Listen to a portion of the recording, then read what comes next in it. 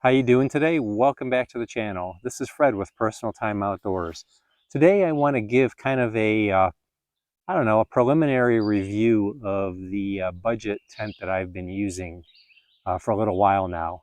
I've got a handful of nights in it, so I wouldn't say that I'm ready to do a complete review on it, but let's just consider this maybe kind of a preliminary review. And that tent is the Naturehike Cloud-Up 2. And this isn't a sponsored video or anything like that. I purchased this tent with my own money. So I just kind of wanted to give you what my thoughts are on it so far. And kind of get an idea for this is the packed up size of what you get. And so it's, pretty small form factor. Now this tent, you don't really see a lot of people in the US using it. In fact, if you kind of look on YouTube for reviews on it, the vast majority of them are all from the UK. So I'm not sure exactly why that is. I mean, this tent is, like so many others, it's made in China. So I don't know.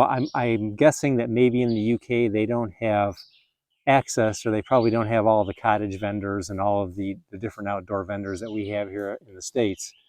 So it seems like, I don't know, there's a lot of these types of tents that they use over there. There's one channel in particular, I think it's called Summit or Nothing. And I want to say the guy's name is Trevor on there. And he has tons of reviews on not only this tent, but a bunch of other nature hike tents and some other tents. And he's kind of I don't know, I guess you'd probably say maybe an authority on these kind of tents. He's done a lot of testing with them and slept a lot of nights in them. So if you're interested in getting more information, I would definitely recommend checking out his channel. And he's got some nice reviews on these. So this tent here isn't what you would call ultralight by any means, but it's not terrible.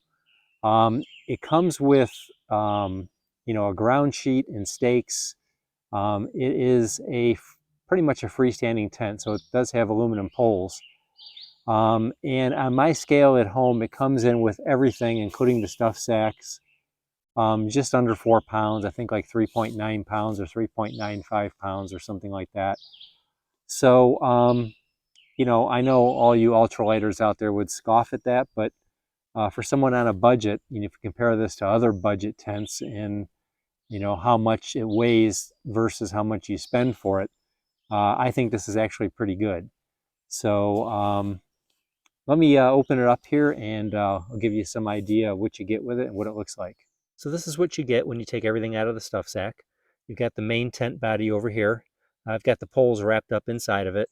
And what it's laying on there is the ground sheet that comes with it. Now they also give you a little stuff sack to put that into, but I just kind of wrap it around the tent itself, and it just saves a little room in my pack. It comes with 11 aluminum stakes and some extra guy out lines. I think I've got some of those already attached to the tent. Once I hooked them up, I just left them on there. So I think you do get a little more cordage than what I'm showing here. So all in all, like I said, it's pretty compact and pretty small when you have it all wrapped up. So let's go ahead and get it set up.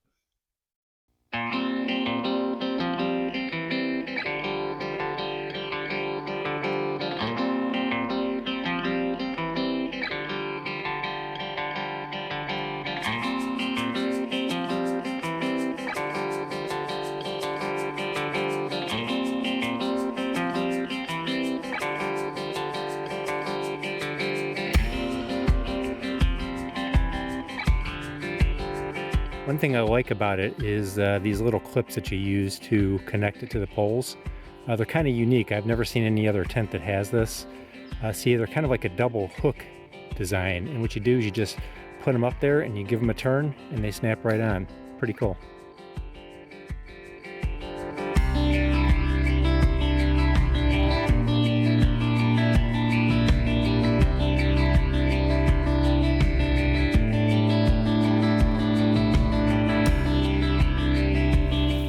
So that gives you some idea of what the inner tent looks like.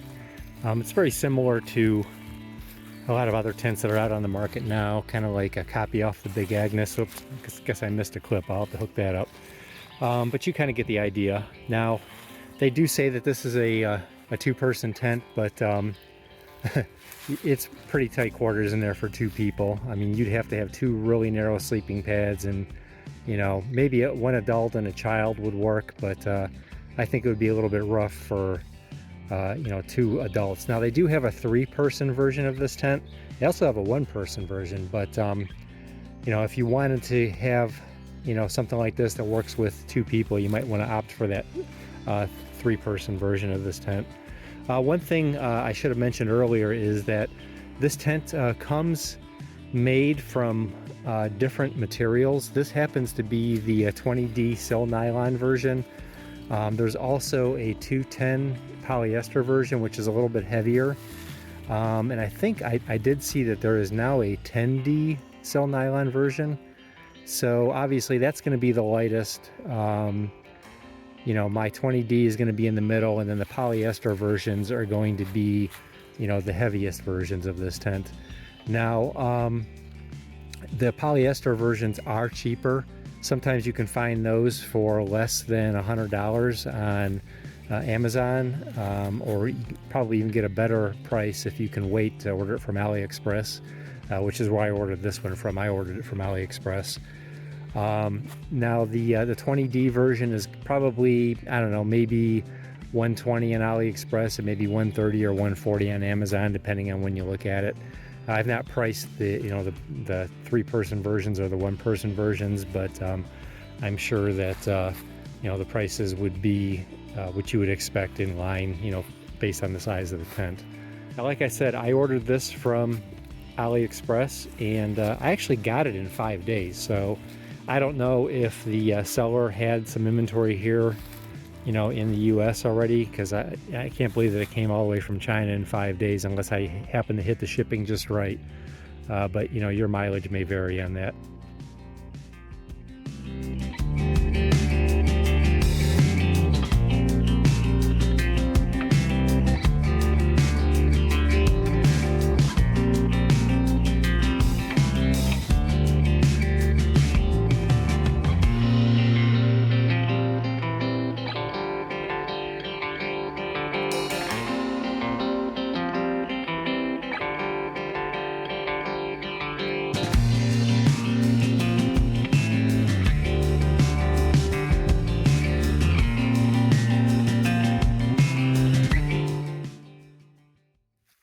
So there it is with the rainfly on and all staked out.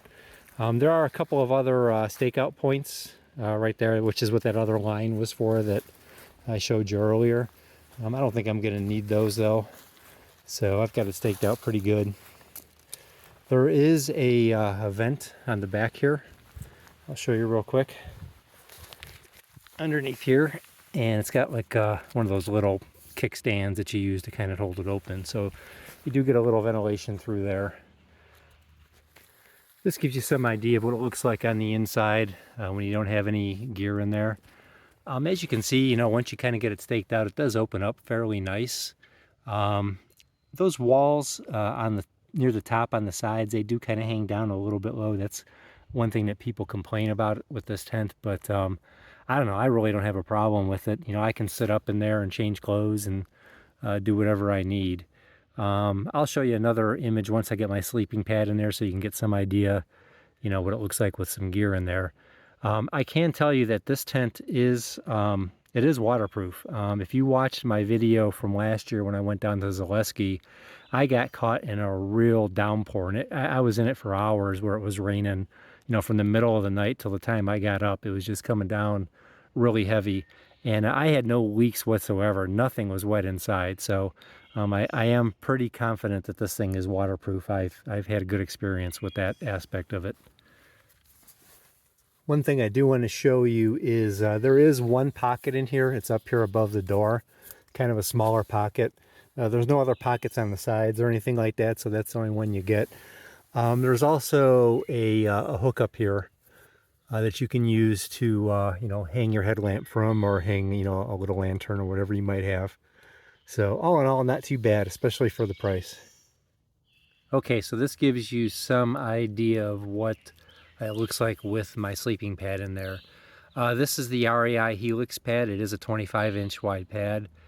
So as you can see, there's plenty of room in there for one person, and you can put your pack in there with you, which is good because even though this tent does have a vestibule here, it's really small.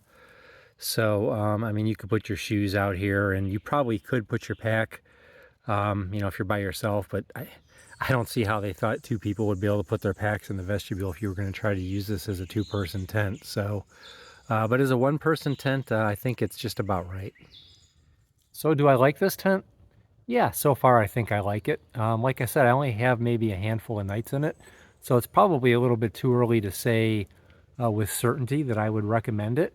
But so far so good, and I'm going to continue to use it, and maybe down the road I will give you guys my final verdict on whether or not I recommend it.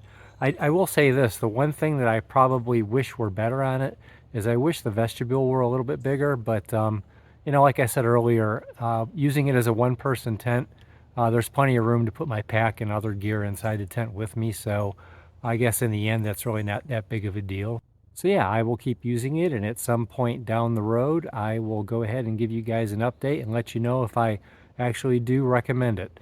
Thanks for watching today, and if you found this helpful, please click like and subscribe and do all of those YouTube things. That really helps out a YouTuber, especially a small channel like mine. So I appreciate every single comment, every single thumbs up, anything you guys could do to help me out. I really appreciate it. Thanks for watching.